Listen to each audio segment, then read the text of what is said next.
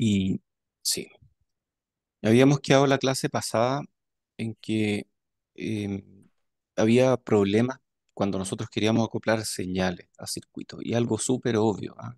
Es súper, súper obvio. Pero si ustedes tienen el típico amplificador al que le quieren meter una señal AC, que es lo que uno típicamente amplifica, aquí hay un problema, porque uno no puede simplemente meterle AC.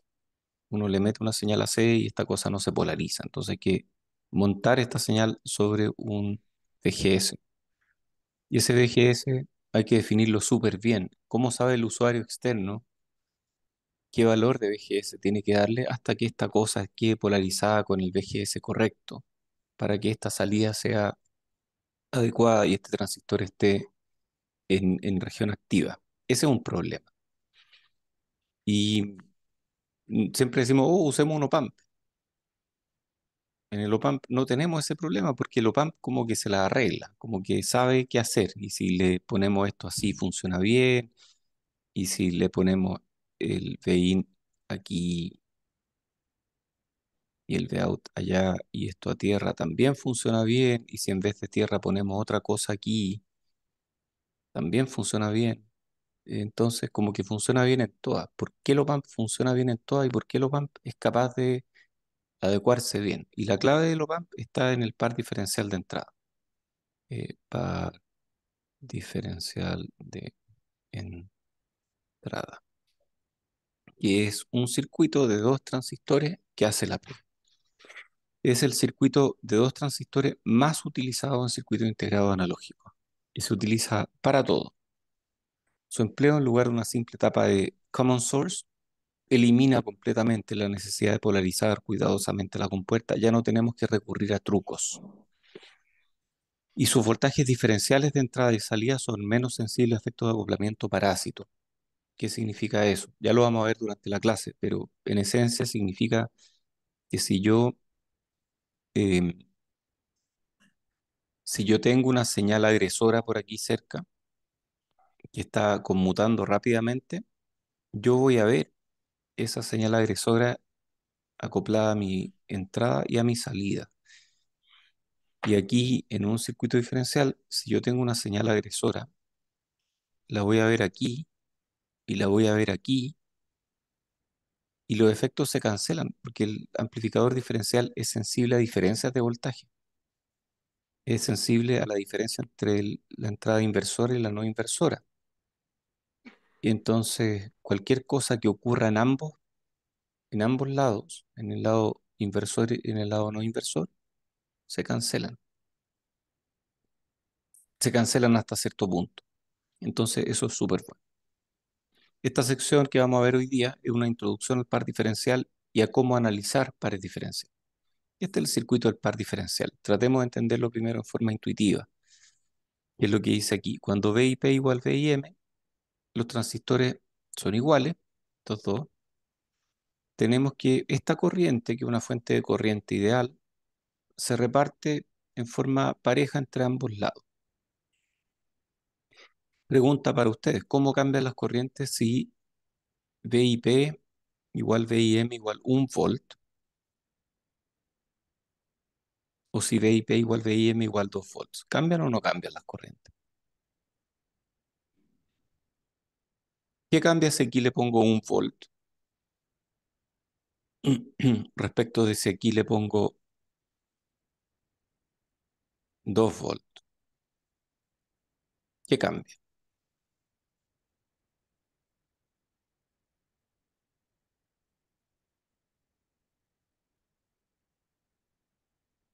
¿Van a tener preferencia las corrientes para irse para una rama o para la otra?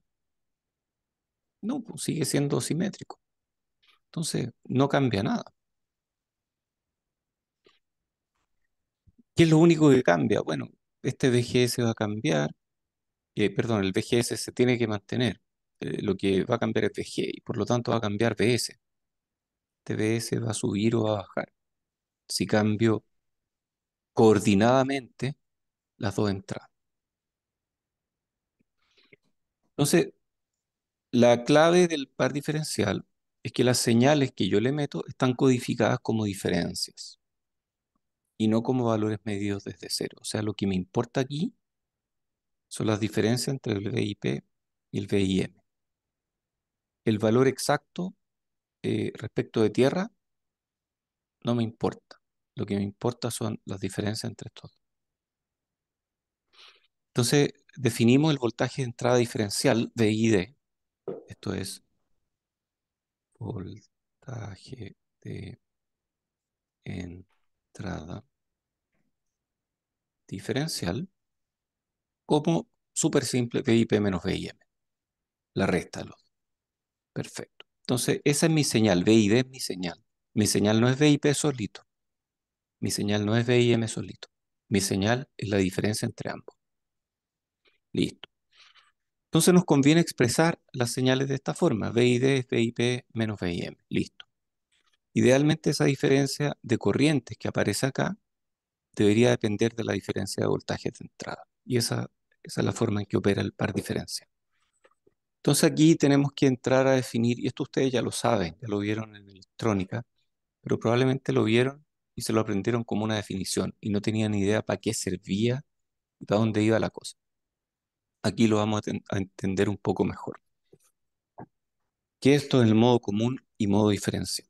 Entonces VID, que es el voltaje de entrada diferencial que le voy a meter a esto, va a ser la diferencia entre este nodo y este nodo. O sea, yo le voy a meter una diferencia de voltaje a mi par diferencia. Y cada uno de estos está a cierta distancia de tierra, a VIP o a VIM de tierra. Entonces, ¿cómo definimos cuál es el voltaje de estos nodos respecto de tierra? ¿O cómo le llamamos? Entonces, tomemos el promedio entre VIP y VIM. Y ese promedio se llama el modo común. El modo común va a tener que ver con el voltaje DC que yo le estoy poniendo en la entrada de este par diferencial, y es común a ambos voltajes. Entonces mi positivo se mueve respecto de ese modo común, aquí se entiende mejor, y mi negativo se mueve respecto de ese modo común. Entonces el modo diferencial es la diferencia entre las componentes individuales en las compuertas. Y el modo común es el promedio. Entonces la definición es esta: VID es VIP menos VIM, ya la vimos aquí, esa es mi entrada. Esta es la que tiene significado para mí. Aquí viene mi señal, que puede ser positiva o negativa. Uh, o sea, yo puedo tener un circuito con puros voltajes positivos, como VDD y tierra, y mis señales pueden ser positivas y negativas. ¿Ya? Y después viene el modo común, que es el promedio de las componentes individuales, que es VIP más VIM medios. Entonces, esto es una transformación entre expresar estos voltajes en forma individual, VIP y VIM, versus expresarlo como modo común y modo diferencial. Una transformación muy sencilla, pueden hacerla con álgebra matricial o pueden hacerla de esta forma, da lo mismo. Entonces, una forma de verlo es que mi señal ahora está siendo ejercida por esta combinación. Hay un modo común y sobre este modo común yo monto media componente diferencial hacia arriba y media componente diferencial hacia abajo. Entonces VIP va a ser el modo común más la mitad del modo diferencial. Y VIM va a ser modo común menos la mitad del modo diferencial. Y la diferencia, y el modo común entonces el promedio entre ambas. Si yo promedio estos dos, lo sumo y divido por dos, estos dos se cancelan. Entonces, una forma de entenderlo, que a mí me gusta buscar analogías a circuitos, porque como quiero seres humanos, no sé si les pasa, ¿ah? Pero a mí me pasa, que no vemos las cosas en términos cuánticos, porque, porque no crecimos pensando en términos cuánticos, como que todo lo vemos en términos de lo que podemos palpar. Estoy tratando de ajustar la pantalla un poco. Eh, Porque hay cosas que podemos palpar como las cosas mecánicas, y esas las entendemos relativamente bien. En cambio, las cosas que no podemos palpar, no las vemos tan bien. Y nadie nunca ha palpado un electrón. Entonces, como que hay que buscar analogías. Y yo para eso tengo mi lápiz, que utilizo para todos mis cálculos. Sí, no se rían, es de Doraemon. ¿Sí? Y yo aquí voy a aplicarle un modo común a este lápiz. Este modo común puede subir o puede bajar. Entonces el modo común va la. Si el modo común es muy alto, ya los dos se mueven para arriba. Si el modo común es muy bajo, los dos se mueven para abajo. Y ahora voy a aplicarle modo diferencial. Ahí le estoy aplicando modo diferencial. Entonces, este sube, este baja, y ahí tengo una diferencia que podemos decir que es positiva. Y ahora bajé a cero esta diferencia y ahora mi diferencia es negativa. Entonces yo puedo aplicar diferencia positiva o negativa moviendo el modo diferencial. Y al mismo tiempo puedo mover el modo común hacia arriba y hacia abajo. Esa es toda la clave de cómo codificar las señales en forma diferencial, eh, y cómo entender el modo común. El modo común es simplemente el promedio entre este lado y este lado. Ese promedio es mi modo común. Y se mantiene. Puedo mantener el modo común. Entonces ahí entran dudas. ¿Cuál es el modo común de esta entrada PI? Aquí está. Este es un circuito, un buffer, ¿cierto? Y el modo común aquí, bueno, es el promedio entre este y este. Ah, y en un op-amp estos dos están al mismo potencial. Entonces el modo común es PI. ¿Cuál es el modo común aquí? Bueno, em, en un op-amp yo sé que estos dos están al mismo potencial. Si es que hay realimentación negativa y si es que la realimentación negativa funciona bien. Entonces el modo común aquí es cero, porque este está en cero. Entonces los dos están en cero. El modo común aquí no se mueve, el modo común aquí baila por todos lados. Entonces ustedes ya se están imaginando lo que le pasa a los transistores cuando subimos o bajamos el modo común, que probablemente esa diferencia la aborda esta fuente de corriente. O sea, esta fuente de corriente es súper importante aquí, porque es la que se encarga de que independientemente del modo común que yo le aplico a mi entrada, estos dos transistores siguen operando en región activa. Entonces le sube o le baja este voltaje para ajustar el VS de alguna forma. Ya vamos a ver qué pasa con ese VS. Una de las claves, como dije, de estos circuitos diferenciales es que son insensibles o menos sensibles al ruido de acoplamiento. O sea, si yo tengo un voltaje agresor y lo acoplo a mi señal sensible, esto es un error de ley, pero a veces uno no los puede evitar. Uno no puede poner voltajes que conmutan mucho cerca de señales sensibles. Y hay nodos más sensibles. Los nodos de alta impedancia suelen ser sensibles.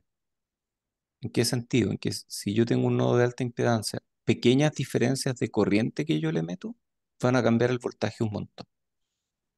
Entonces, los nodos de alta impedancia son sensibles. Los de baja impedancia les da lo mismo, se mantienen en su voltaje. Entonces, si este nodo tiene una impedancia alta, aquí, pequeñas, pequeños cambios en este agresor van a verse en este nodo. Y eso es malo. Yo voy a ver estas señales. Pero si yo miro señales diferenciales, ambas mitades se ven afectadas y por lo tanto solamente el modo común se ve afectado, pero el modo diferencial no se ve afectado. Esto de modo diferencial es súper importante y los osciloscopios tienen la función para que yo tome, vamos a buscar aquí, vamos a poner osciloscopio. Otro día con más tiempo les cuento mi chiste del osciloscopio, que yo lo inventé, me siento orgulloso de ello. Em, El osciloscopio, que anoto esto para acordarme del control, cuando lea estas láminas me voy a acordar de que le hablé de osciloscopio. Los osciloscopios tienen la función para medir en forma eh, directa las señales o para medir modos diferenciales también. Entonces, cuando uno quiere medir modo diferencial, el gran error que cometen algunos es conectar eh, la tierra del osciloscopio a cualquier parte. Y eso está pésimo, porque pueden provocar un cortocircuito además. Entonces, lo que hacen algunos para evitar ese cortocircuito es levantar de tierra el osciloscopio, cortarle la pata de tierra y, y levantarlo de tierra. Levantar de tierra. Cuando yo estudiaba en la UC, me obligaban a levantar de tierra el osciloscopio y me explicaban que eso era lo que había que hacer. Y nunca nadie me supo explicar por qué. Y cuando yo tuve acceso al manual del osciloscopio, leí en rojo, grande, en todas las páginas, no se le ocurra por ningún motivo levantar de tierra el osciloscopio, porque se puede morir si lo hace. Eh, Ahí con eso mata la protección. Entonces, ¿y por qué lo levantaban de tierra? Pucha, porque tal vez no había suficientes puntas, no teníamos ni punta en ese tiempo. Las puntas de osciloscopio, uno la usa, uno pone una punta aquí, uno pone otra punta aquí y mete la señal en el osciloscopio y cambia la perilla que busca la diferencia de las dos. Y esa perilla agarra el canal 1, agarra el canal 2 y me da la diferencia algebraica de las dos. Y esa diferencia algebraica es el modo diferencial. Ahí están codificadas mis señales. Entonces, para medir señales diferenciales en un osciloscopio, yo necesito dos puntas. Con una punta no puedo, a menos que lo levante de tierra. Si lo levanto de tierra, estoy destruyendo la protección. ¿Cómo es la función de transferencia? Ya metámonos con ecuaciones aquí. Ecuaciones de canal largo, VIP menos, a ver, este es VIP menos VGS1, este es VGS1, este es VIP. Le quito VGS1 y me da este voltaje, que es VS, que es el común. Va a ser lo mismo que VIM menos VGS2. No tienen por qué ser iguales VGS1 y VGS2. Estamos suponiendo que esto está entrando con señales distintas de cero. Si las señales diferenciales fueran cero, VIP y VIM serían iguales y los VGS serían iguales. Pero estamos asumiendo que no son cero. Entonces, y tenemos otra ecuación aquí, la suma de las corrientes ID1 más ID2, que no tienen por qué ser iguales, me da la corriente de cola, E-tail. A esta le llamamos corriente de cola. Esta es la cola. Esta es la cola del par diferencial. Pero yo además sé que existen estas ecuaciones de canal largo, VGS1 o 2 va a ser igual a VT más VOV. Y VOV es raíz de 2ID 1 o 2 partido por mu CO X doble partido por L. Y además yo puedo definir corrientes diferenciales. Y OD, la corriente de salida diferencial, va a ser la diferencia de mis corrientes individuales ID1 menos ID2. Entonces yo puedo juntar esto y decir que IOD es un medio mu CO X doble partido por L por esta cosa que está en la raíz. 4 veces I de cola partido por menos esto. Este término depende de la tecnología, esto es horrible, yo creo que lo podemos eliminar. Entonces vamos a manipular la expresión. Sabemos que la corriente de cola partida por 2 es un medio mu CO X doble partido por L por VOV. Ojo, este está en DC. VOV cuadrado. Claro, porque la corriente de cola se divide en dos mitades, ID1 e ID2, cuando el modo diferencial es cero. Son las mismas mitades, es la misma cantidad en cada una de las dos. Entonces yo puedo decir, yo puedo aplicar la ecuación. La mitad de la corriente de cola va a ser la corriente por cada transistor, donde como dije antes, VOV es el valor de C, cuando mi entrada diferencial es cero. Metiendo esto en mis ecuaciones, llego aquí, y esta ecuación es importante, es bien elegante, por cierto. La salida de corriente diferencial por sobre la corriente de cola es VID partido por VOV por una raíz. Esa raíz tiene un uno, que es muy lindo, y tiene una cosa que depende de mi entrada diferencial, de mi voltaje de overdrive, DC en los transistores y de un cuadrado. Entonces esta ecuación implica varias cosas. Es bien obvio, pero mi IOD partido por E-tail es cero, o sea, mi corriente diferencial de salida es cero, lo cual significa que las dos mitades son iguales, cuando mi entrada diferencial es cero. Eso es de acuerdo a lo esperado, o sea, este circuito es simétrico. Y lo otro que me está diciendo es que toda la corriente se va por una de las dos ramas, o sea, esto es uno. Fíjense bien, el caso en que I de uno se lleve toda la corriente e I de 2 quede en cero, entonces IOD va a ser, ¿cuál es el valor máximo que puede tomar IOD? No, no puede ser por por ningún motivo mayor que uno. O sea, yo no puedo tener, si una de estas corrientes es cero y toda la corriente se está yendo por acá, entonces IOD va a ser E-tail, que es el valor máximo, y el valor mínimo es menos E-tail. Entonces, el valor máximo que esto puede adoptar es uno. Esto va a ser uno cuando, perdón, toda la corriente se va por una de las dos ramas. O sea, esto es uno, va a ser igual a, y uno hace el cálculo aquí. Y bueno, se puede hacer. Cuando, en el fondo hay que resolver esto. Uno igual B y D partido por V o B. Uno mete esto para adentro, aparecen cuadrados, se eliminan algunas cosas y finalmente se llega a que toda la corriente se va por una de las dos ramas cuando B y D igual más menos V o B por raíz de 2. O sea, cuando mi entrada diferencial es mi overdrive por raíz de 2, según las ecuaciones de canal largo, el par diferencial está cargado completamente para un lado o completamente para el otro. La corriente de una de las ramas es igual a la corriente cola y la corriente de la otra rama es cero. Y eso es lo que pasa. Entonces esta ecuación nos sirve para V y D mayor que V o V por raíz de 2. Porque si, porque esto es una parábola al final. Es una parábola bajo raíz. Entonces, si yo sigo aumentando este voltaje, esto se vuelve como imaginario, ¿o no? O sea, si este crece, si esto es mayor que uno, esto se vuelve imaginario. Entonces, hasta ahí nomás llegó mi ecuación.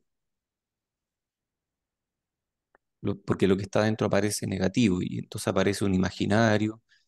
Y si al imaginario le ponemos I y no le ponemos J, vamos a pensar que es corriente y nos vamos a confundir.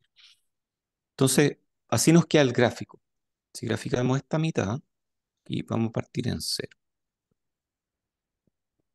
Si graficamos esta mitad, a medida que subo V y D por sobre D o V, voy a empezar a subir, a subir, a subir, subo, pero después se empieza a frenar esta subida porque D y D partido por 2 V o V empieza a ser relevante. Y en algún momento esa subida se detiene y de ahí se vuelve imaginaria.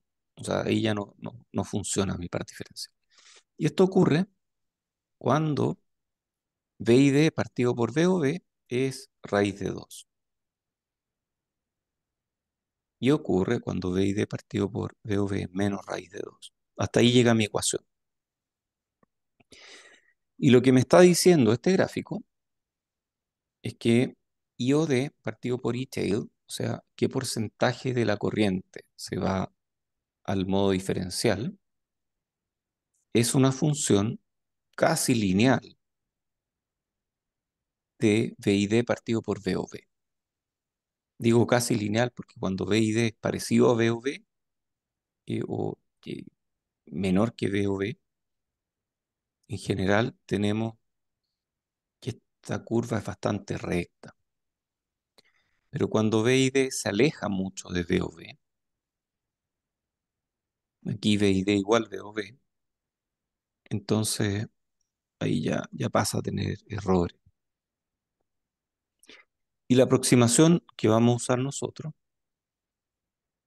que es una aproximación burda, pero igual válida, es que esto es lineal más o menos, hasta cuando V y D igual B o B. Y de ahí para arriba toda la corriente se va por un lado y esto satura. Esto satura aquí en voltaje máximo y la corriente máxima y la corriente mínima. Ya. Oye, hemos visto hartas cosas. Eh, ¿Preguntas de esto? ¿Preguntas hasta ahora?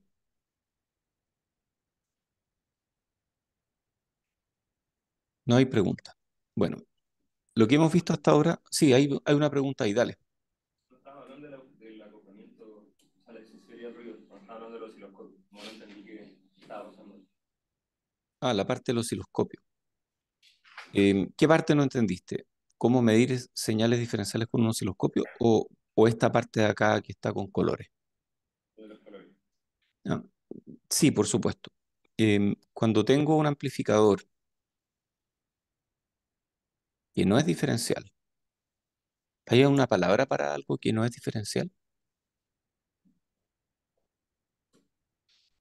Sí, en inglés se utiliza single-ended. Perdón, mejor lo voy a poner a este lado si no se va a confundir.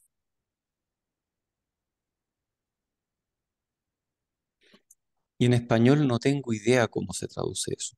Durante años un ayudante me decía, deberías ponerlo como singular. Single-ended es singular, pero singular se asocia a singularidad, entonces prefiero no. Eh, y al final lo traduzco como single-ended. No, no tengo una traducción para eso. En cambio, este otro es diferencia. Si esto es single-ended, entonces cualquier ruido se me va a meter en mis nodos de alta impedancia. Y lo peor es que este nodo de alta impedancia es sensible. O sea, cualquier movimiento acá va a aparecer allá. Y si tengo un voltaje agresor, a ver, llevemos esto a circuito, porque yo así no lo entiendo. Yo estoy entrenado para analizar circuitos. Tengo aquí mi señal de entrada, tengo un R, y tengo un voltaje agresor, que lo voy a poner como otra señal de entrada.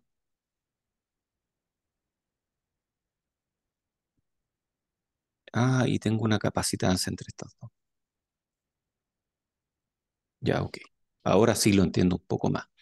Entonces, este nodo va a tener el mismo nivel de C que mi entrada, eh, que mi entrada single-ended, pero cuando este cambie abruptamente, va a hacer que este nodo cambie.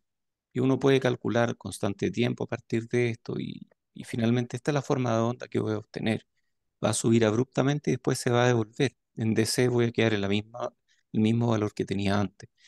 Y después cuando baje este, otro flanco, ese flanco lo voy a ver como una bajada abrupta y después se va a devolver. Entonces voy a ver esta señal, voy a poder ver un pedazo de esta señal derivada en mi señal. Y eso es malo. En cambio, en modo diferencial, ambas se me echan a perder. O es peor, porque las dos se echaron a perder. En vez de echar a perder una, se echan a perder las dos.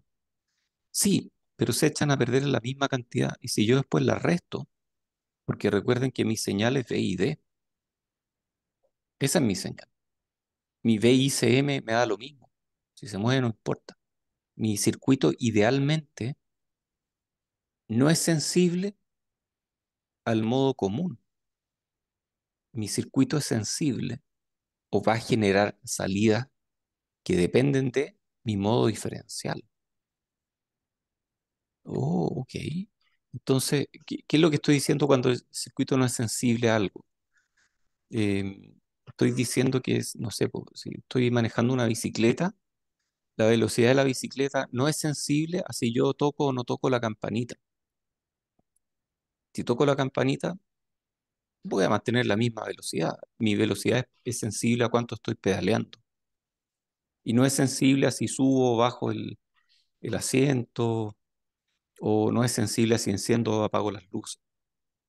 Eso es a lo que me refiero con que es sensible, con que depende de. Entonces, en un voltaje diferencial, mis señales son V y D, pero mis señales no dependen de o no son sensibles al modo común. Idealmente mi circuito diferencial no es sensible al modo común porque no cambia su salida diferencial cuando yo cambio el modo común. Entonces, al restar estas dos, ambas se vieron contaminadas, sí, pero si las resto, solo el modo común aparece con esta contaminación, mientras que el modo diferencial aparece libre de contaminación. Siempre y cuando, estás pensando tú ahora, estos caminos diferenciales sean idénticos. Oh, cierto, cierto. O sea, esto requiere que el ingeniero que está haciendo el layout sea súper cuidadoso y rutee la señal en forma perfecta y utilice técnicas como cross quadring.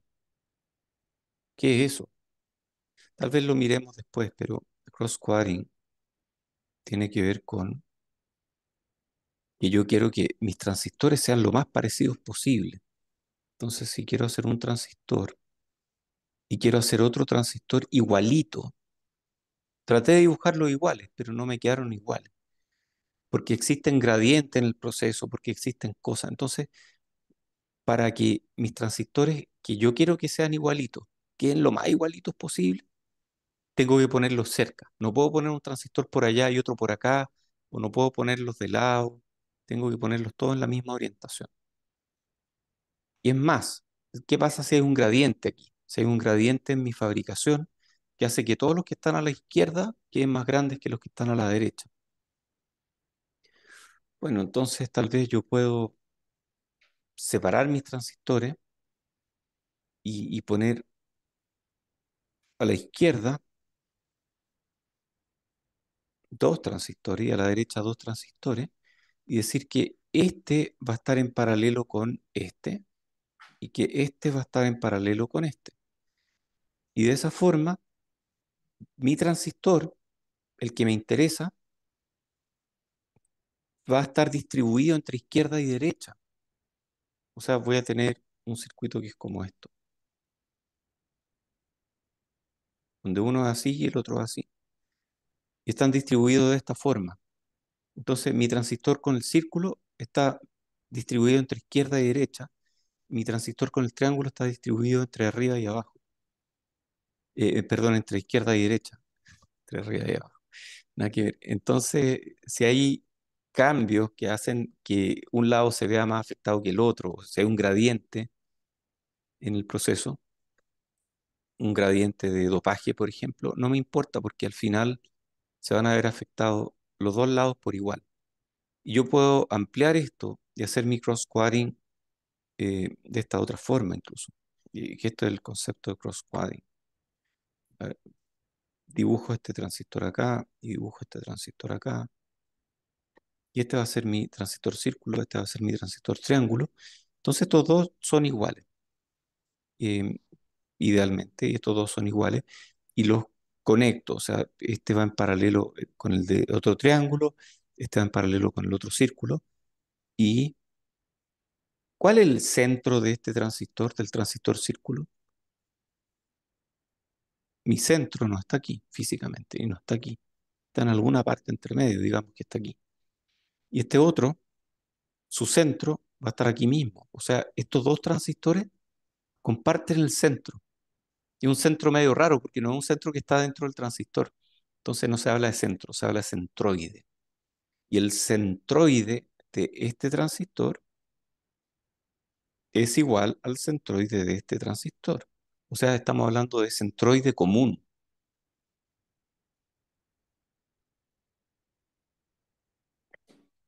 Esto de cross-quadring y denme un segundo. Em, yo puedo ir más tarde. Gracias. Chao. Ya. Esto me da más tiempo. Así que, qué bueno, porque así no tengo que terminar la clase tan rápidamente. Centroide común significa eso al final, que ambos transistores, el transistor círculo y el transistor triángulo, coinciden en su centro.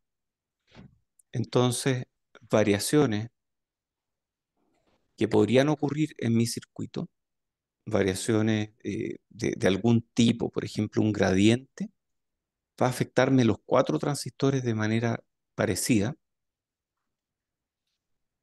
pero yo me las puedo arreglar aplicando esta técnica de centroide común para que estos dos queden de una forma y estos dos queden, ojalá, lo más parecidos posible también. Entonces, con eso cancelo efectos de, de proceso y hago que estos dos sean más parecidos. Entonces, esto me lleva al tema del mismatch o de la disparidad entre elementos de un circuito. Si yo estoy haciendo un circuito diferencial, quiero que mis componentes diferenciales sean lo más parecidos posible. O sea, si quiero que esta ecuación, que esta ecuación valga, necesito que los dos transistores tengan el mismo mu, COX, W y L. Entonces tengo que arreglármelas de alguna forma con layout. Entonces ahí empiezan otros detalles. Por ejemplo, este transistor ve a su lado un transistor, ve hacia abajo otro transistor, pero hacia la izquierda y hacia arriba no ve ninguno. En cambio, este otro ve transistores para arriba y para la izquierda, pero no ve ninguno para la derecha y para abajo. A todo esto, cuando se habla de layout, se habla de norte, sur, este, oeste. Uno no habla de izquierda, derecha, arriba y abajo. Ojo, detallito. Está más al norte, más al sur. Son terminologías antiguas, pero para los que no saben, el norte está arriba, el sur está abajo, el este está a la derecha y el oeste está a la izquierda. Eh, que hoy día nos olvidamos un poco, pero se usan estos términos. Entonces, aquí, ¿qué hago? Si este transistor tiene vecinos para un lado y no tiene los mismos vecinos para otro lado, entonces una técnica para que este transistor vea exactamente los mismos vecinos para todos lados es poner más transistores en todos lados. Y rodeo este circuito de transistores y en alguna parte al medio está mi circuito real y a los lados está lleno de estos transistores que no están haciendo nada, que lo único que están haciendo es aumentar el espacio, pero lo que logran es que todos los transistores tengan los mismos vecinos. Y de esa forma quedan todos igualitos, todos dibujados en forma igualita. Y estos que están aquí a los lados, que no forman parte de mi circuito, se llaman transistores dummy. Que igual hay que ponerlo en el esquemático. O sea, yo dibujo aquí mis transistores y aquí en alguna parte al lado, como diseñador del circuito, voy a poner dummy. Y voy a poner varios dummy. Y voy a decirle al diseñador de layout, oye, diseñador de layout, estos dos tienen que quedar well matched. Tienen que quedar igualitos. Entonces, o lo escribo en el esquemático, o lo escribo en un formulario dentro del esquemático, cuando dibujo un transistor y le digo, este tiene que quedar igualito al otro, pero el diseñador del layout tiene que saber eso. Y cuando el diseñador del layout ve esto, va a dibujarlos de esta forma, para que queden igualitos. Y cuando uno ve circuitos diferenciales en un circuito, se ven súper simétricos. Para la derecha y para la izquierda es todo igual. Y para arriba y para abajo a veces también todo igual. Ok, ya habíamos visto esta ecuación, habíamos visto esto. Em, Vamos a tratar de interpretar un poquito mejor esto que vimos acá, porque claro, aquí tengo voltajes de entrada diferencial, tengo corrientes, tengo GMs también, pero ¿cómo son los GM? Y entonces aquí entran dudas que tenemos que resolver. Vimos que apareció esta relación en que mi circuito es lineal cuando esto es casi cero, o esto es mucho menor que uno, VID partido por 2 VOV cuadrado, o sin cuadrado también sirve, es mucho menor que uno. Entonces yo tengo que V y D tiene que ser mucho menor que 2 VOV para que esto funcione. En pequeña señal podemos calcular la transconductancia equivalente derivando, aunque las corrientes vayan por ramas distintas, a lo mismo, el álgebra es el mismo. Entonces uno puede decir que la derivada de la salida diferencial partido por la derivada de mi voltaje diferencial, eso es por definición la transconductancia o el GM de mi par diferencial. Así como un circuito single-ended tiene un GM que me relaciona voltaje de aquí con corriente de aquí, mi circuito diferencial tiene un GM que me relaciona voltaje diferencial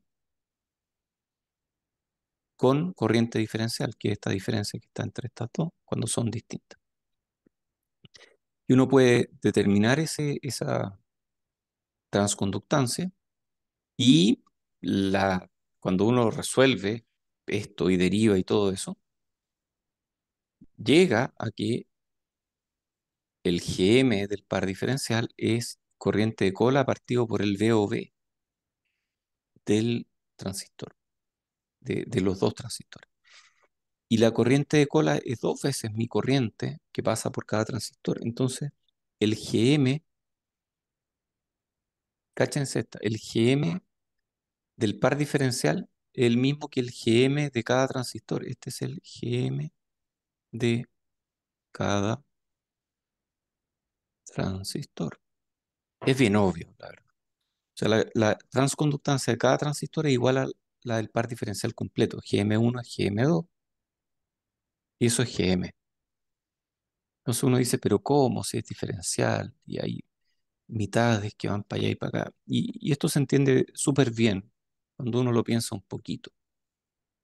Y uno dice, bueno, aquí le estoy aplicando la mitad de mi voltaje diferencial y estoy viendo la mitad de mi corriente diferencial. Y aquí le estoy aplicando la otra mitad de mi voltaje diferencial y estoy viendo la mitad de mi corriente diferencial. Entonces, al final, como que lo que pasa en esta mitad se replica con el otro signo en la otra mitad. Y, pero igual uno es propenso a enredarse a veces y cometer errores, como cuál es la ganancia de esto. Bueno, la ganancia va a ser mi salida diferencial partido por mi entrada diferencial y mi salida diferencial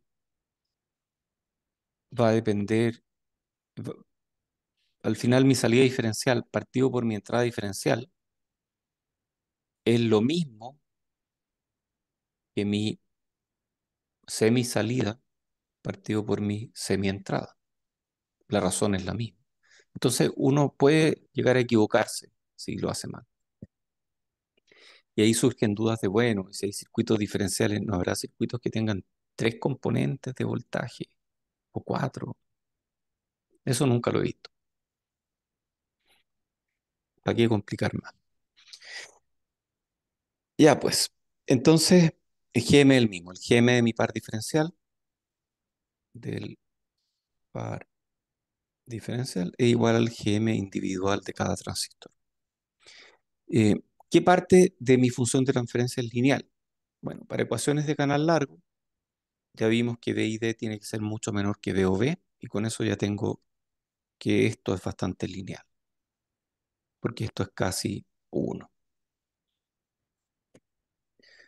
Es posible demostrar, no lo vamos a hacer, que este supuesto también es válido para ecuaciones de canal corto. Entonces uno puede llegar a la misma conclusión. B y D tiene que ser pequeño. ¿Qué tan pequeño? Ojalá mucho menor que B o B. Entonces ahí uno dice, uy, chuta, ¿y cómo me aseguro de que eso sea verdad? Porque ¿quién me asegura que mi B y D, qué pasa si mi B y D quiere crecer? Entonces ahí entra en juego un concepto muy importante que es la realimentación. Porque recuerden que si este gallo tiene una ganancia A muy grande,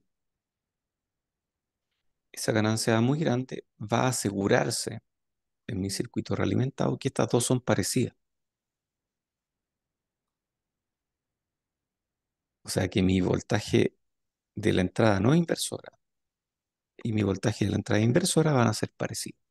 O sea, la realimentación es la que me está de alguna forma garantizando esta condición ocurre.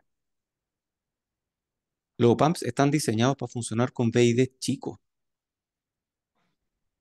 Si uno le mueve el VID, va a hacer cualquier cosa. VID tiene que ser chico. Estas son algunas reglas de oro aproximadas. Si queremos no linealidades del 1,5%, tengo que hacer que mi VID sea mucho menor que 1 partido por GM partido por ID. Y para no linealidades del 0,1%, o sea, algo que me da 10 bits de resolución más o menos, VID tiene que ser menor que 0,2 por 2 partido por GM partido por ID. O sea, este es VOV, 0,2 veces VOV.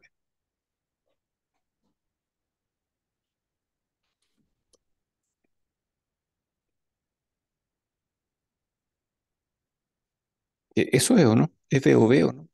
Sí, ¿cuánto es VOV? Porque yo tengo GM igual 2 ID partido por VOV. Entonces, VOV es 2 partido, 2 ID partido por GM. Yo puedo bajar este y me queda. Pero lo lindo de ponerlo de esta forma es que me queda GM partido por ID ahí. Entonces uno empieza a pensar que quiero que sea súper lineal mi transistor. Quiero que sea lo más lineal posible. Entonces tengo que usar GM partido por ID grande o GM partido por ID chico.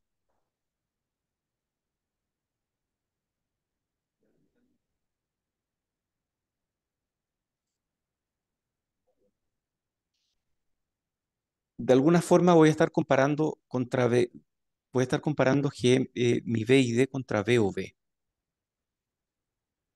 Y para tener buena linealidad, quiero que mi V y D sea más chico que V o V.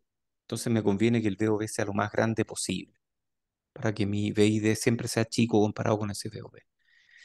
Entonces, a mí me conviene, para linealidad, para buena linealidad, operar con GM partido por ID bajos.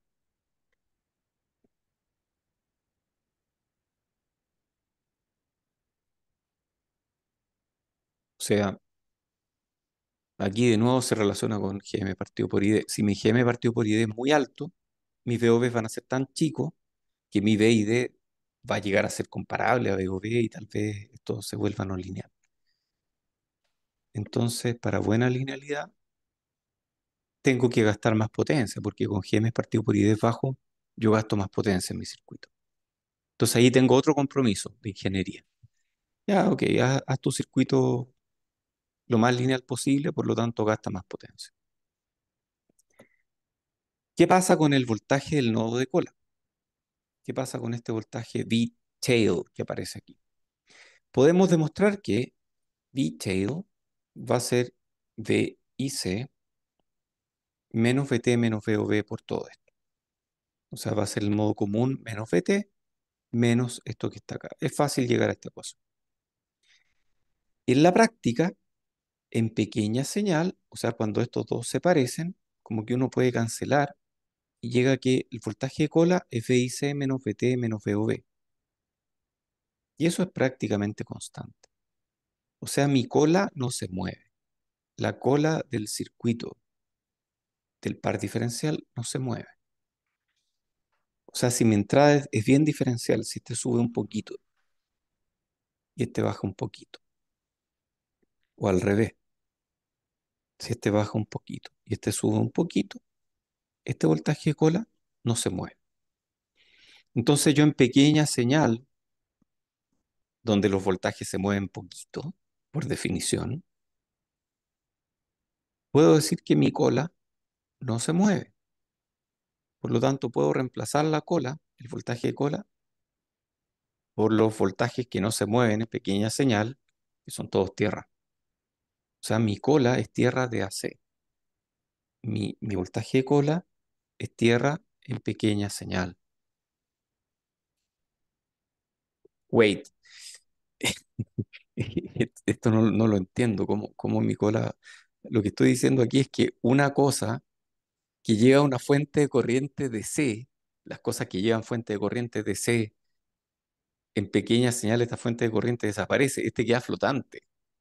Lo que estoy diciendo es que si mi circuito está bien diseñado y tengo algo que es diferencial, esto que normalmente yo habría puesto flotando es cero. Sí.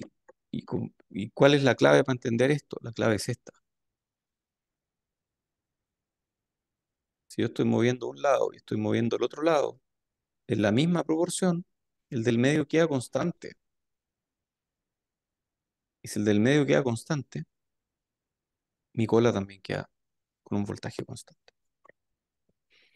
Entonces, esto me abre una herramienta de análisis de circuito, porque parece que este circuito aquí es tan simétrico que yo podría tirar una línea de simetría aquí y decir que lo que pasa a la izquierda es idéntico a lo que pasa a la derecha. Es tan igual que a mí tal vez me bastaría con analizar la mitad de mi circuito, analizar solo un lado, y lo que pasa al otro lado es lo mismo. Y es tan simétrico que este ni se mueve, esa es tierra de señal. Entonces, en pequeña señal, lo que estoy diciendo recién es eso mismo. Mi voltaje de tierra, mi voltaje de cola es tierra. Y nos bastaría con analizar solo la mitad del circuito. Yo aquí tengo Gm por V y D medios y me va a dar una corriente ID que es medio y tengo Gm por V y D medio y me va a dar una corriente diferencial pequeñita, pero a mí me basta con analizar la mitad y ahí ya tengo el desempeño de mi circuito. Lo que pasa en la otra mitad es lo mismo. Entonces, son las mismas técnicas de análisis y yo voy a trabajar sobre semicircuitos, sobre la mitad de mi circuito. Ojo con utilizar esta técnica más allá de lo adecuado. Si yo uso la técnica del semicircuito, no puedo analizar no linealidades con esta técnica. Esto es solamente lo que ocurre en AC. Y esto asume que M1 y M2 son idénticos, entonces asume que mi circuito está bien diseñado y que el ingeniero de layout aplicó técnicas de cross-coding y de centroide común y todo eso. Entonces, cuando uno quiere analizar lo que ocurre en pequeña señal, uno elimina todos los transistores que sobran. Uno solamente analiza lo que está en el camino de la señal eh, en un semicircuito, o sea, en la mitad del circuito. Entonces veamos este ejemplo, amplificador diferencial. Ya, pues, tengo mi par diferencial, mi corriente de cola, que es la que está polarizando. Eh, Voy a tener un modo común aquí. ¿Qué modo común? Cualquier cosa que me dé suficiente espacio para que esta corriente de cola funcione. Es el modo común que voy a tener. Por ejemplo, si esta cola estuviera hecha con un transistor, yo quiero que este VOV, este VDS sea mayor que VOV, más 100 milivolts, entonces aquí le voy a poner, no sé, 300 milivolts, al menos. Cualquier cosa más abajo de 300 me va a aplastar a este gallo. Ya, 300 mil. Y si mi proceso tiene VGS de 0,7 volts, porque son 0,5 de VT más 0,2 de OV, entonces estos gallos van a estar más o menos a un volt, estos dos que están acá. Si yo subo más arriba de un volt, esta cola va a estar feliz porque va a tener más voltaje y va a andar súper bien. Si yo llego hasta un volt en modo común, de entrada, también va a funcionar bien. Pero si yo bajo por debajo de un volt de modo común de entrada, esta cola va a sufrir, se va a ver aplastada. Entonces, mi modo común de entrada no puede ser cualquier cosa. Entonces uno ahí va a las especificaciones de los op-amps y se da cuenta que el ingeniero que diseñó el op-amp definió el modo común de entrada en un cierto rango y uno dice, qué pesado este gallo, ¿por qué habrá hecho eso? ¿Por qué no le dijo modo común de entrada es lo que quiera y listo? Y así me evito los problemas. Porque no se puede internamente, esto que está acá es la entrada de un op-amp. Y si yo Y si yo diseño el OPAMP, tengo las limitaciones del par diferencial de entrada, que en este caso están dadas por las limitaciones sobre la cola, que la cola no puede tener cualquier voltaje. Entonces, mi modo común de entrada va a tener que ver con eso. Entonces, como que ahora estoy empezando a entender mejor a los pares diferenciales, como que estoy empezando a entender mejor a los circuitos diferenciales y a los OP-amps, y ya entendí por qué yo prefería tener configuraciones inversoras, porque las configuraciones inversoras dejan el modo común fijo. Entonces esta cola no está variando, subiendo y bajando todo el rato. En cambio, si tengo una configuración no inversora, la cola se mueve un montón, pues mueve su voltaje y le estoy cambiando el punto de operación todo el rato. No va a estar muy feliz con eso. Entonces, como que ahí uno entiende mejor por qué. Bueno, ¿cómo quedaría el circuito de modo diferencial en pequeñas señales? Bueno, tengo que tomar esto, decir que esto es tierra de señal. Entonces tengo mi V I D, no es mi V I P ni mi V I M, es mi V I D. Voy a tener que esto es G M medios, o sea, G M por V I D medio, pero estoy sumando los dos lados, entonces al final es G M por V I D. Y aquí tengo R,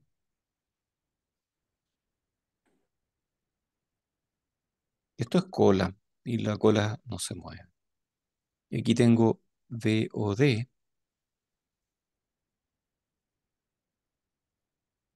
¿Eso es todo? ¿No hay que hacer nada más? Bueno, si quiero le meto capacitancia, por supuesto. Oye, y una pregunta interesante. ¿Qué pasa si mi carga hubiera sido un R? Voy a ponerle RL. ¿Cómo queda mi semicircuito si le pongo un RL?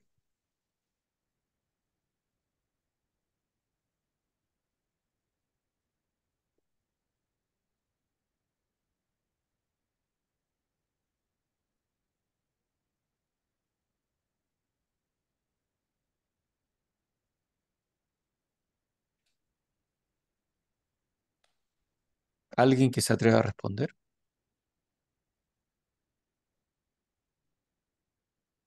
¿Nadie? quedaría igual, pero con un R en paralelo. A ver, ¿cómo fue? Quedaría igual, ¿Quedaría igual, pero con quién paralelo? RI, RL, o sea, y AR. Tú dices esto. Ya, pero recuerda esto. Quizás lo podemos dividir como un RL medio en serie y así lo podemos dividir por la mitad. Ajá, a ver, tú lo que estás diciendo aquí es, claro, yo tengo un RL y otro RL, RL medios, RL medios. Ahí puedo dividirlo en mitades. Entonces este me queda medio. ¡Décima! ¿Quién fue el de la décima? Joaquín, profe. Otra vez, Joaquín. Tengo dos por Joaquín. Ah, sí. Ya, anotado. Claro, pues, para que esto ocurra, para que el del medio no se mueva, para que este del medio no se mueva, este sube y este baja y este no se mueve. Entonces yo puedo agarrar ese pedacito de circuito y decir, mira, este no se está moviendo, eso es tierra. Eso es tierra de señal. Cuando la izquierda sube y la derecha baja o al revés, el medio se queda quieto. Ese medio que se queda quieto es tierra. Esa tierra ocurre en RL medios. ¡Notable! Uy, qué buena, ya. Como que me gustó esto de los amplificadores diferenciales porque se pueden hacer cosas entretenidas.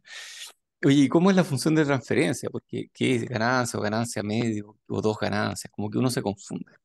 Entonces, en un amplificador diferencial queremos alta ganancia únicamente sobre las variables diferenciales.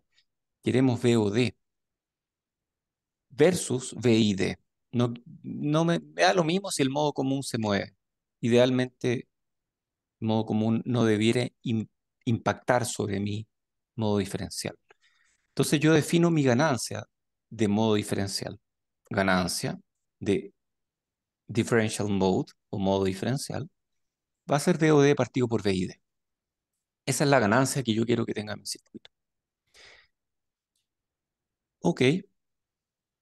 Y bueno, los circuitos diferenciales, como hemos visto, cuando B y D se mueve poquito, entonces esto funciona súper bien.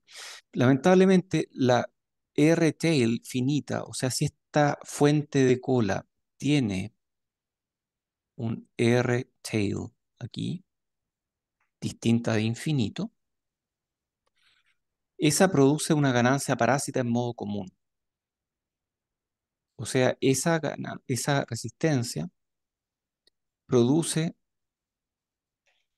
que pequeñas variaciones de mi modo común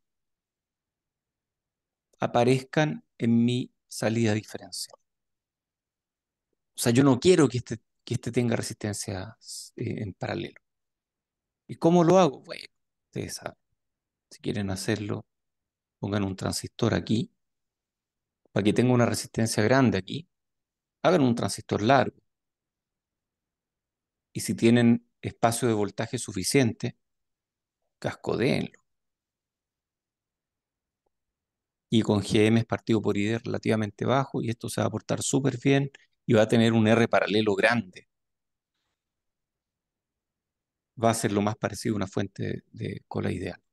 Entonces, a mí me interesa que esta fuente de cola tenga un R paralelo grande, porque un R paralelo pequeño, uno puede demostrarlo, produce ganancia parásita en modo común y hace que aparezcan estos términos. La ganancia en modo común va a ser el voltaje de salida de modo común partido por el voltaje de entrada de modo común. Esto es por definición, cualquiera. Y la ganancia de modo diferencial a modo común va a ser, por definición también, mi salida de modo común partido por mi entrada diferencial. Mi ganancia de modo común a modo diferencial es, por definición, mi salida de modo diferencial partido por mi entrada de modo común. Estas son definiciones y uno las puede calcular. O sea, yo podría decir, oye, ¿cuál es mi ganancia de modo común? Que esta me importa re poco, pero puede haber ganancia de modo común. ¿Y uno puede calcular esas cosas? Sí, pues uno puede. De hecho, aquí lo vamos a hacer. ¿Cómo queda el circuito de modo común en pequeñas señales?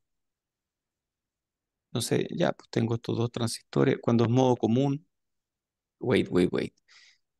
Cuando es modo común, estas dos son iguales. Por definición, mi modo común ocurre cuando mi modo diferencial es cero. Mi modo diferencial es cero cuando las dos compuertas están al mismo potencial. Entonces las conecto. Ahí están conectadas, modo común. Tengo mi E-tail, tengo mi R-tail. ¿Y por qué le puse esto? Bueno, esto es una resistencia parásita. Entonces, ¿cómo queda este circuito en pequeña señal? Estos dos son iguales idealmente. Y en pequeña señal voy a tener mi voltaje de entrada de modo común.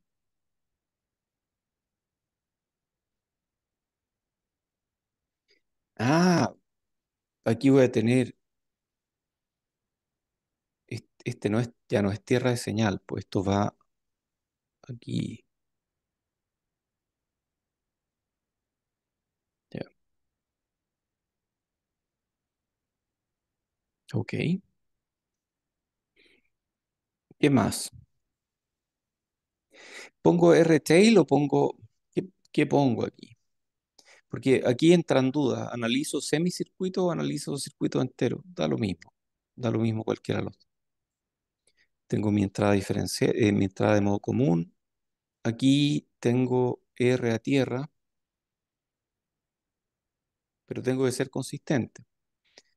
Si aquí puse R tail, ¿qué R a tierra me corresponde aquí?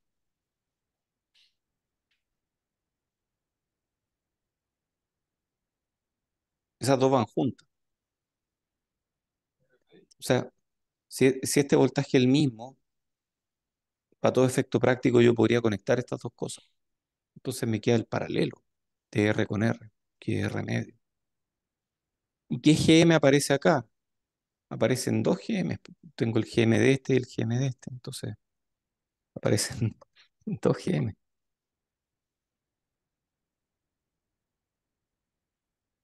Sí, uno puede quitar un GM de aquí y uno puede quitar el R medio. Y en este caso R tail aparece multiplicado por 2, porque son dos R tail en paralelo.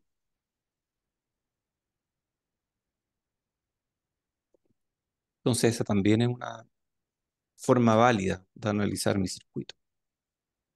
Yo puedo analizar el circuito o puedo analizar el circuito en paralelo consigo mismo, pero al final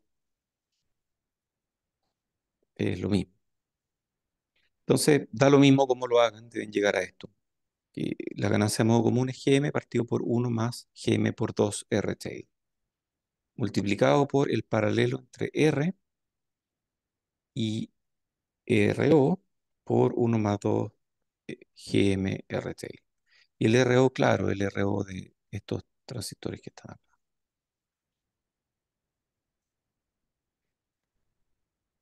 Entonces, tal vez para confundirse menos, digo yo, lo mejor tal vez es poner y analizar un semicircuito y siempre irnos por la mitad del circuito. Entonces, da lo mismo, en la práctica da lo mismo. Pero si yo quiero analizar modo común, tal vez lo mejor que puedo hacer es analizar el modo común en un semicircuito y decir lo que ocurre en el circuito completo es lo mismo. ¿Preguntas de esto? Bueno, el bosque no me deja ver los árboles, o al revés, los árboles no me dejan ver el bosque. En este caso, lo que yo estaba tratando de hacer era calcular la ganancia de modo común. O sea, si este sube, el modo común baja. ¿Cuánto? Bueno, la puedo calcular aquí. Y lo que estoy llegando es que la ganancia de modo común eh, no es tan alta, porque tiene algo que puede ser grande en el denominador. O sea, si mi cola tiene una resistencia en paralelo gigante, porque yo logré de alguna forma cascodear tanto esta cosa, que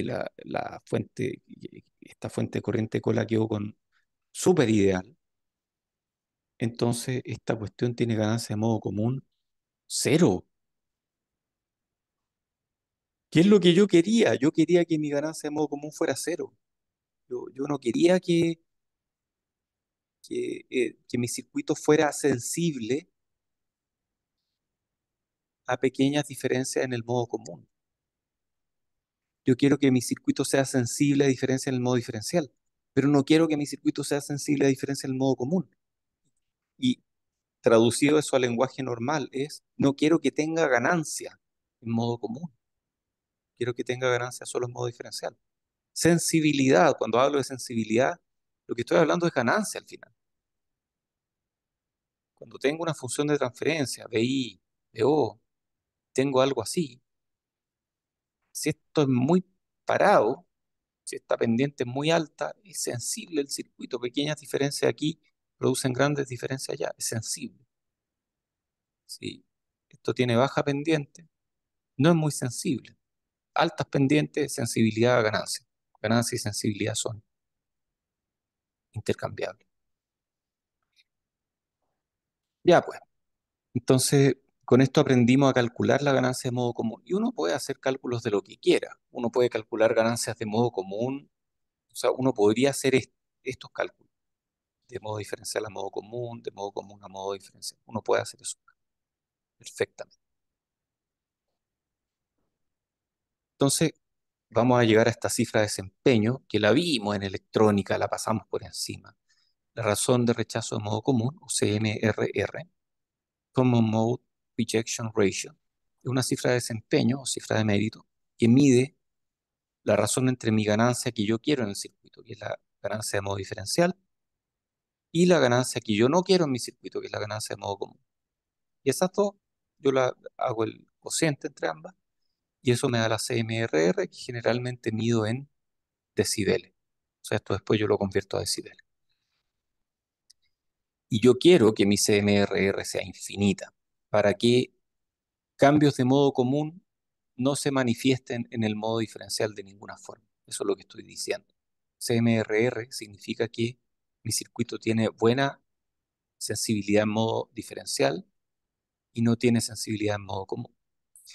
Para el par diferencial con carga resistiva, que vimos acá, esto, despreciando el efecto de RO y de GMB, uno puede calcularlo y lo incentivo a que lo hagan en sus casas, que la CMRR de ese circuito, calcúlenla, es GM por R, partido por GM por R, partido por 1 más GM por 2 R tail. ¿De dónde sale eso? Bueno, eso es la ganancia de modo diferencial. Esta es la ganancia de modo común, que la calculamos aquí. Ahí está. Claro, si despreciamos eso, nos queda eso.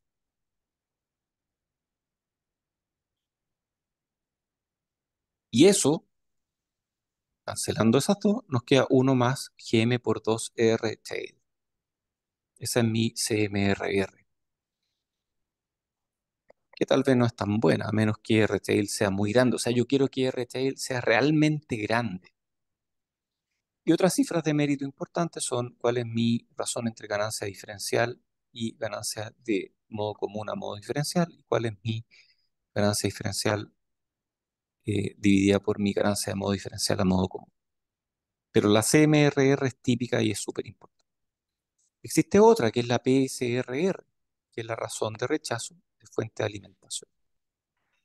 En la práctica, si esta entrada, si esta alimentación tiene ruido, yo puedo meter ese ruido de la fuente como que esta fuera DC y tiene montada una C encima. Y lo mismo con la tierra. Y yo puedo después hacer mi circuito y ponerle aquí esas señales y hacer los cálculos. Entonces, esta en vez de ser lo que era siempre, que era tierra de señal, ahora pasa a ser tierra de señal más una señal AC metida aquí. Esa señal AC metida aquí es el ruido. Entonces, yo puedo llevar esto también a pequeñas señales. Y puedo hacerlo con ruido en la tierra, puedo hacerlo con cualquier señal al final. Si yo lo puedo modelar con circuito, lo puedo analizar también. Es bien obvio, pero sí.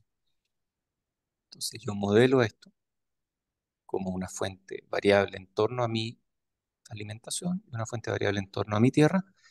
Y esas dos están ahí. eh, Después puedo analizar el circuito y llegar a mi PSRR, que es parecida a la CMRR. En este caso es la razón de rechazo de la fuente de alimentación. Power Supply Rejection Ratio.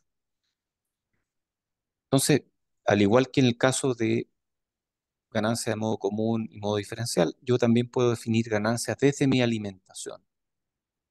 ¿Cómo eso? Bueno, que mi salida va a ser VO o va a ser VOD, pero también va a llevar una pequeña componente de VDD. O sea, esta entrada mala, este ruido, este de aquí es el ruido de mi fuente. Ese ruido de la fuente se va a acoplar de alguna forma a mi salida. Entonces mi salida va a llevar efectos de VO, que va a incluir VO, más algún pedacito que le vamos a llamar, no sé, A por de pequeña señal. Entonces yo después puedo ver qué tan malo es mi circuito para aislar mi voltaje de alimentación, eh, analizando qué porcentaje, por ejemplo, de mi ruido de alimentación aparece en mi salida. Eso es lo que voy a tratar de analizar de alguna forma sistemática. Y aquí, y en la práctica, el ruido de la fuente siempre se propaga a la salida, incluso en circuitos diferenciales. En circuitos diferenciales es menos, porque si yo tengo un circuito diferencial, va a tener dos salidas. Este se va a acoplar acá, este se va a acoplar allá, e idealmente, dado que lo que me interesa son los modos diferenciales, Entonces, idealmente mi modo diferencial no va a incluir parte de BDD. En la práctica igual lo incluye, pero un poquito. Definamos a más como la salida. Esto, este está mal. Este debería ser ese mismo. A más va a ser la ganancia eh, desde mi ruido en alimentación hacia mi salida diferencial. Y A menos va a ser la ganancia desde mi ruido de tierra hasta mi salida diferencial. Entonces yo puedo definir la PSRR más como la ganancia diferencial de mi circuito partido por esta ganancia parásita. Esta es una ganancia parásita. Yo no quiero que aquí haya ganancia. A mí me gustaría que mi VOD no se mueva, nada, cuando hay ruido en mi alimentación. A mí me gustaría que mi VOD no se mueva, nada, cuando hay ruido en mi tierra. O sea, a mí me gustaría que estas sean idealmente cero, pero en la práctica no son cero.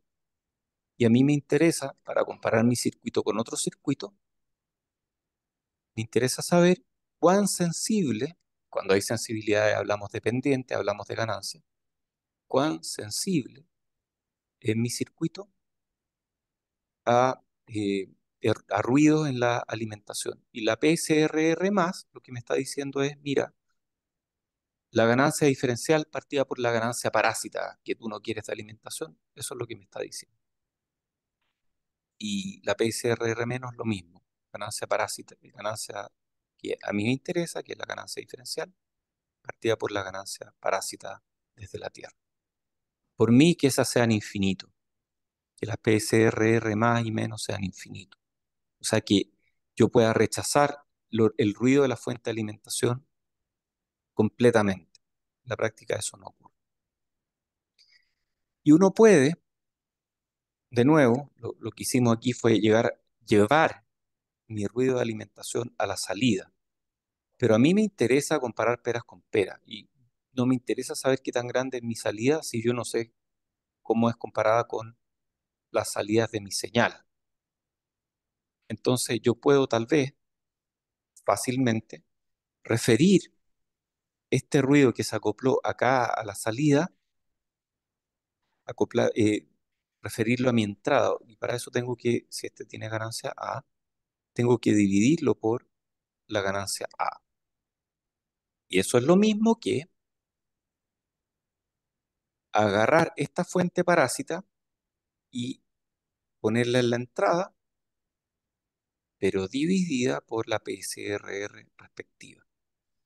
Entonces, de esa forma, usando la PSRR que acabo de definir, yo puedo comparar mi entrada con mi ruido de alimentación. Ruidos típicos de alimentación son, no sé, del orden de 3 milivolts RMS. Es una fuente típica. Pueden tener más, y uno las mira y las que son switching tienen los mismos 3 milivolts RMS, pero con spikes mucho más grandes. A mí me cargan las fuentes switching. Cada vez hay más fuentes switching y menos fuentes lineales. Las lineales consumen más energía.